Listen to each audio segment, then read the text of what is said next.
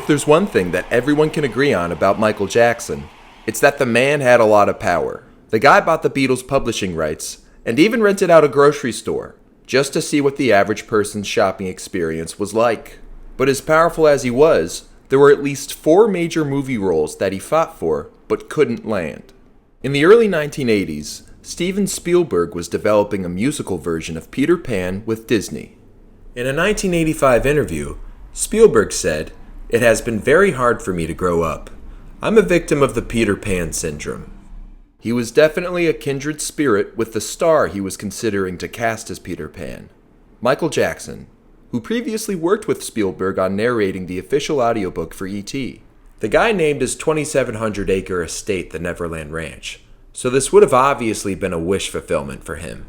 But when Spielberg told Jackson that his version of Peter Pan was going to be a grown-up lawyer who had forgotten about his past, the two just couldn't see eye to eye on the character, and Robin Williams was eventually cast in Jackson's place. And apparently, this creative disagreement did not end on good terms.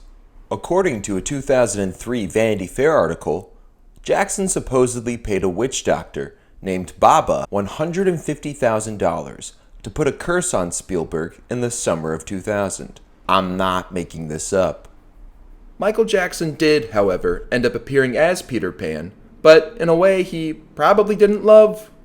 Look at me, I'm Peter Pan, Shamona. I'm a little boy forever. Hey! There were several attempts to bring Spider-Man to the big screen before Sam Raimi did in 2002. Canon Films was supposed to make a Spider-Man film in the 1980s, and so was James Cameron in the 1990s. And according to Stan Lee, the King of Pop also tried to bring Spidey to the big screen in the early 90s. Jackson told Stan Lee that he wanted to buy the rights to Spider-Man, seemingly because he wanted to play the character himself. When Lee told him that he didn't think that Marvel would sell the rights to Spider-Man, Jackson then offered to buy Marvel in its entirety. Although Jackson was one of the world's most agile and coordinated performers, Spider-Man and him just weren't meant to be. When the late 1990s came around, Jackson threw his hat in the ring to act in a galaxy far, far away.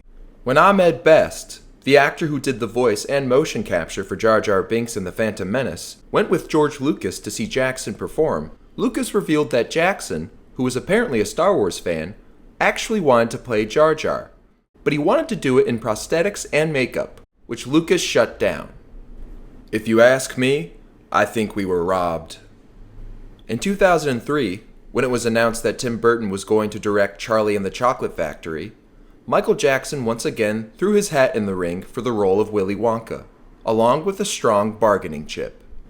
Jackson told Warner Brothers that, if they cast him, they could also have the entire album of songs that he secretly wrote and recorded for the film. While Warner Brothers rejected Jackson's offer to play Wonka, they wanted their hands on the album he made for the movie, so they offered him a cameo appearance instead. Insulted by the studio's counteroffer, Michael Jackson completely pulled out from the project and took his concept album for the movie with him. To this day, the world has yet to hear this album, and it doesn't seem like we ever will. One of the reasons why Jackson wanted to be in the movie was because he thought that he and Tim Burton would work well together. And if you saw the forgotten 39-minute short film that Jackson produced, called Ghosts, you could clearly see why that was. Is this scary? But unfortunately for him, Tim Burton said that he only ever considered Johnny Depp to play Wonka. Honestly, I'm actually not sure who could have played this part better. Anyways, thanks for watching. Shamon.